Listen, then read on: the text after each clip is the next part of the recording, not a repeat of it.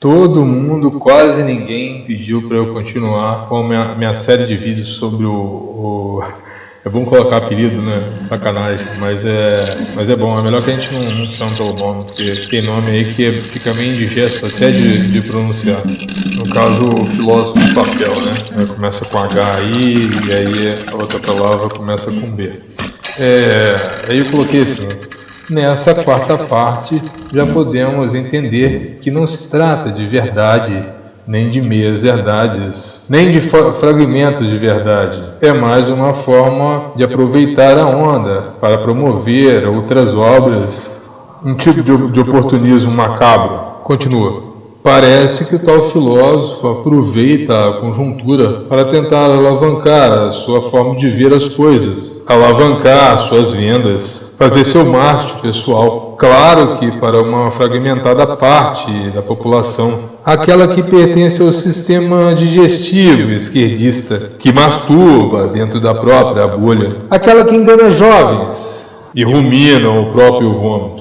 Continua. O filósofo de papel usa escudo para suas aflições, demônios imaginários, como a figura tosca de um ex-BBB. Um outro uranista, chiliquento, que, assim como ele, desfruta do mesmo ódio por figuras militares. Engraçado que quando eu falo que Paulo Coelho escreve mal, na verdade, ele escreve mal porque escreve para jovens, né? Não é um tipo de leitura que me agrada. Mas diferente do filósofo de papel aí, ele escreve mal mesmo. Ele consegue piorar, sabe? Quando você acha que está ruim, aí que piora mais ainda, sabe? Ele consegue fazer o sacrifício com facilidade ele faz piorar a situação. É engraçado que, como ele não tinha muito a escrever, né, nesse livro de difamação que ele fez aí, ele foi juntando recortes, assim, como uma velha mídia faz, sabe? Como se fosse um jornalista, né? Aí começa a envolver pessoas que não tem nada a ver com o livro na sua tranqueira, né? Vai só envolvendo pessoas para compor aí a sua tranqueira militante. Mas é assim mesmo, nossa galera é assim mesmo, haja paciência. Aí continua. É pertinente recordar que quando se trata de viagens e encontros, elas acontecem com plumas e pompas, sempre em países livres, de arquitetura luxuosa e capitalista. Assim como Madrid, capital da Espanha. Encontro dificilmente orquestrado pelo acaso. É impressionante a falta de profundidade, conteúdo, argumentos, sendo obrigado a preencher parte do seu livro carniceiro com insulto, contando mentiras, detalhes sobre a rotina de deputados que admira ou idolatra. Então o cara não tem muito o que dizer, né? E para o livro não ficar curto demais e para a conversa não ser rasa demais, ele começa a colocar gente que não tem nada a ver com a história só para engrossar o caldo, né? Isso que é ridículo, que deixa a obra ainda mais ridícula. Né? Trata de ameaças que confirmam serem verídicas e não outra lorota usada para justificar suas fugas. O engraçado é que quem teve o corpo vazado por uma faca foi justamente o seu opositor. A mando de quem? Interrogação. Pergunta que paira no âmago de 58 milhões de brasileiros que votaram em Bolsonaro. Repito, que votaram democraticamente em Bolsonaro. Então essa fixação pela figura, né, por ter um fantoche a quem bater, né? Então ele precisa ofender a direita a todo custo. Como ele não acha algo oportuno, ele encontra um fantoche que ele criou, no caso o Bolsonaro, e usa e usa de ferramentas para atacar e ofender, difamar e imputar crime a todo custo, né? Para ele aparecer no meio dos seus, né? Para ficar mais relevante, para ele não ser esquecido ou talvez aproveitar o engajamento para vender mais livros, né? Já que ele escreve tão mal. Aí, como se não bastasse, ele usa agora uma vereadora como escudo, né? E aí continua assim. Outro escudo foi usado a proveito da morte de uma irrelevante vereadora, como se as outras pessoas não merecessem tamanha observação. Porém, é uma questão de uso, do saber aproveitar. É uma questão de lado. Digo isso, pois fez questão de usar de suas preferências pessoais para reforçar sua militância, seu apelo à emoção. Falácia muito conhecida entre os acadêmicos, filósofos e juristas. E daí continua, né? Atacar a classe média branca é um chavão oportunista, usado como exumação do passado para fazer justiça social contra os descendentes de branco, no caso, os europeus. Então ele continua com chavões contra a tradição, né, a etnia, sei lá o que seja branca, né, com erro, né, ninguém quer justificar os erros históricos do passado. Então uma pergunta que os brancos, vamos colocar assim, já que ele gosta de usar isso, pergunta que os brancos devem fazer: até quando, sabe? Até quando levarão a culpa? Até quando serão culpados? Serão usados como culpa, né? Como culpados de absurdos do passado, sabe? Então devem pagar para o resto da vida por todas as gerações agora futuras, né? Próximas e futuras. É isso que ele quer. Ele começa a citar lá a questão de aquele papo todo, né, para ganhar mais engajamento e aceitação das minorias, né? Ele vai falar dos LGBTs, vai falar das mulheres, dos gays, dos negros e tal, para fazer aquela divisão e gerar aquele conflito e aquela militância, né? Aquela máxima de dividir para governar, né? De sempre, né? E o pior é que ele coloca isso por escrito, sabe? Então, quer dizer, coisa de um analfabeto mesmo, sabe? De um imbecil que, não tendo material, ele acaba enxertando, né? Colocando vários bacalhaus. Aquela criação de retórica através dos vulneráveis, né? Então ele fica levantando quem seria mais vulnerável, né? Então aí cria aquelas cotas, né? Aí vamos colocar exemplos. Por exemplo, um homem e uma mulher. Uma mulher, por quê? Porque a mulher vamos supor, um homem negro e uma mulher. Aí está equiparado, provavelmente um homem negro. Um homem negro e uma mulher negra. Uma mulher negra. Por quê? Porque é mulher, então ganha do homem e ainda é negra. Então ganha do homem duas vezes. Então o homem negro e a mulher negra é escolhida a mulher negra. A mulher negra e uma mulher hétero. Uma mulher negra e uma mulher negra hétero. Uma mulher negra hétero e uma mulher negra gay. Aí vai ser escolhida a mulher negra gay. Se for disputar a mulher negra hétero e a mulher negra gay, vai sobressair a mulher negra gay. A mulher negra gay com a mulher negra gay obesa. A mulher negra gay obesa vai ser mais favorecida. E daí por diante, eles vão construindo cada vez. Quanto mais judiada a pessoa for nessa concepção, mais cotas ela recebe, sabe? E por aí não acaba mais, né? Deveriam criar também a cota dos feios, né? Dos feios, dos burros, dos feios, dos burros. Tem as dos pobres, tem várias outras, né? Agora, por exemplo, tem várias que eu entraria, né? Inclusive a dos feios, a dos burros e a dos gordos eu entraria em várias. Dos pobres eu entraria em várias, sabe? Várias cotas aí. Mas com certeza mais pessoas sofreram mais do que eu, então eu seria excluído. Então assim, não vai mais da capacidade da pessoa, não vai mais do preparo da pessoa, mas vai mais pelo sofrimento, sabe? É bem por aí.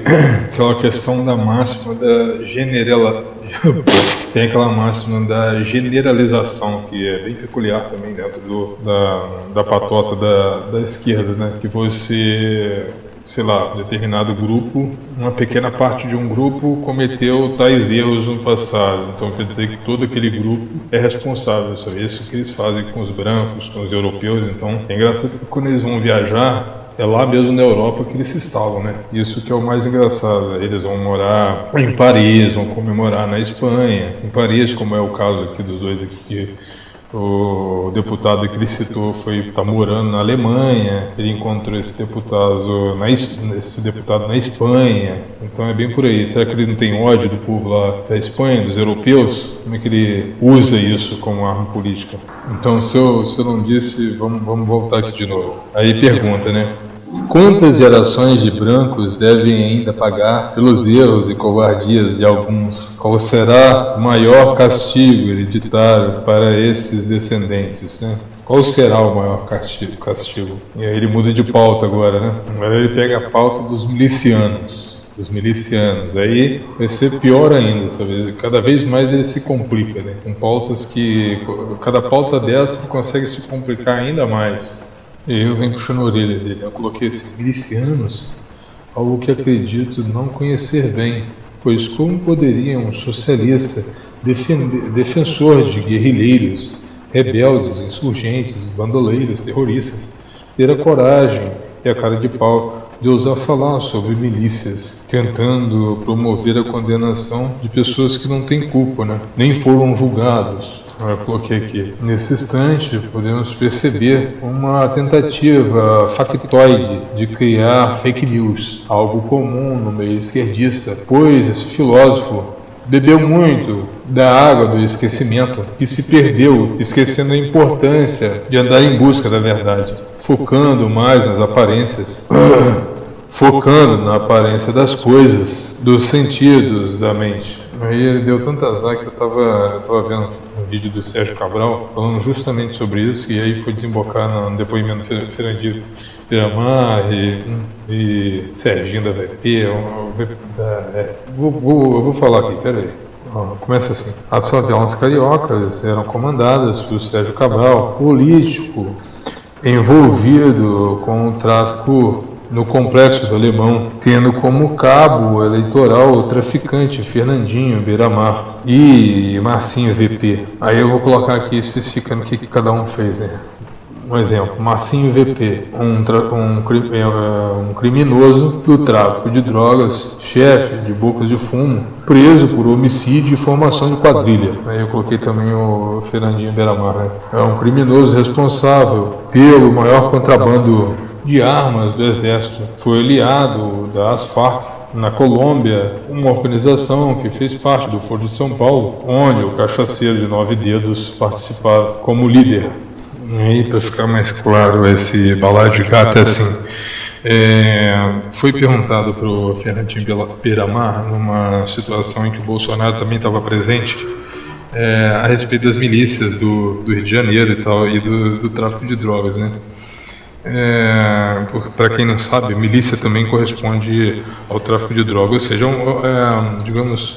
são paramilitares, né? Independente de ser da polícia ou não, são paramilitares, então um grupo organizado, vamos chamar assim. Então, o Fernandinho Beiramar começa dizendo que o Bolsonaro não tem nada a ver com essa milícia, que tem a ver outro lado, no caso, o ladrão de 9 dedos aí. E para quem não sabe, o Fernandinho Beiramar, ele ficou um tempo exilado na Colômbia, e ele fez afinidades lá com o pessoal da Farc, né, que provavelmente aí é uma exportadora aí de drogas aí pro Brasil. E o Fernandinho Beiramar falou que o Bolsonaro não tinha nada a ver com isso, né? E outra coisa também foi o depoimento do Marcinho VP, também tá na internet aí, que ele falou que era subordinado do Sérgio Cabral, e que o Sérgio Cabral tinha visitado ele na favela e tal, e estava conseguindo eleitores para citar o Sérgio Cabral, justamente o Sérgio Cabral defendido pelo Partido dos Trabalhadores, sabe? Ou seja, Sérgio Cabral envolvido com traficantes, envolvido também com Fernandinho Beiramar envolvido com a Farc envolvida no Foro de São Paulo, onde é o lugar onde o Lula estava envolvido, ou seja, Lula estava envolvido com essas milícias aí, milícias de tráfico de drogas, sabe? Então, essa é a questão. Aí ele vai levantar de novo a questão da ditadura, assim, vamos ver.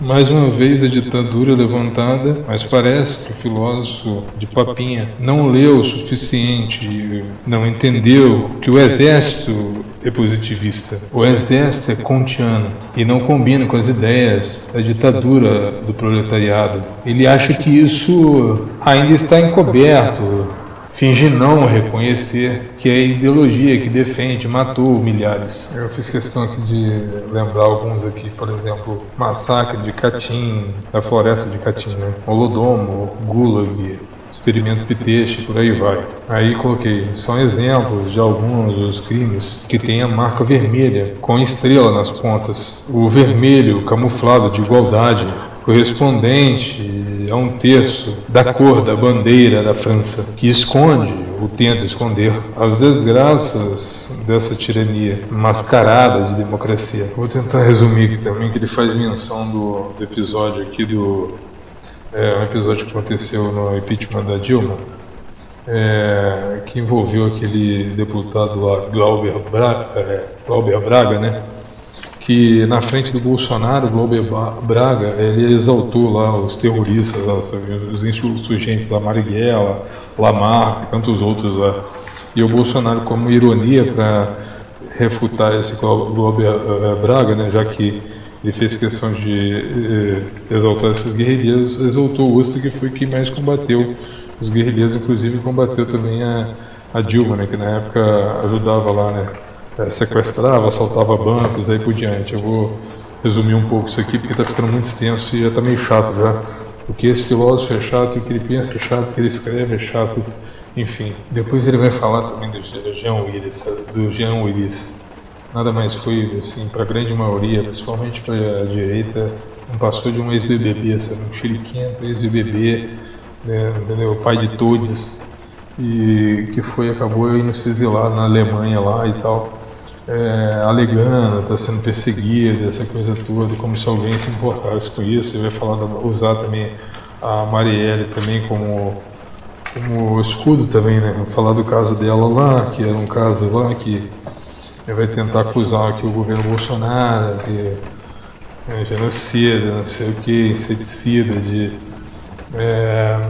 aí ele vai falar lá que por que o Willis foi, porque foi fake news. Aí eu coloquei aqui, né? O autor disse que foi estudar fake news. Tá, ele vai falar que o João Willis foi estudar fake news no exterior lá, sabe? Mal sabendo que, então deve começar então pesquisando quem foi a Tcheca, a NKVD, a KGB e por fim agora mudou de nome, né? Agora é FSB ou SVR, né? O nome da KGB lá, sabe? Da agência secreta soviética lá. Foi eles que inventaram a ideia da mentira, da propaganda, né? Os nazistas também, né? Eles copiaram dos nazistas, né? Então ele deveria ter estudado tudo isso, ele deveria deixar claro a origem das coisas, né? Diz o autor que já foram buscar no anonimato, mal sabendo que já era um anônimo, um tagarela de baixa ou nenhuma relevância. Seria como acreditar que na relevância de Boulos e Haddad, são sujeitos que não fazem falta no país. Aí eu vou citar um relato pessoal. Eu e o Jean Ulisses temos algo semelhante, uma ideia ideológica. Aí eu vou citar aqui também que foi perseguido na Universidade Federal e por simples fato de ser conservador eu tive que acabar, inclusive eu tive que acabar trocando de universidade por causa disso, e daí acabou, graças a Deus. Aí eu espero que mais pra frente ele não piore ainda mais seus textos aí, seus argumentos e o que ele chamou de argumento fora Bolsonaro, isso é patético.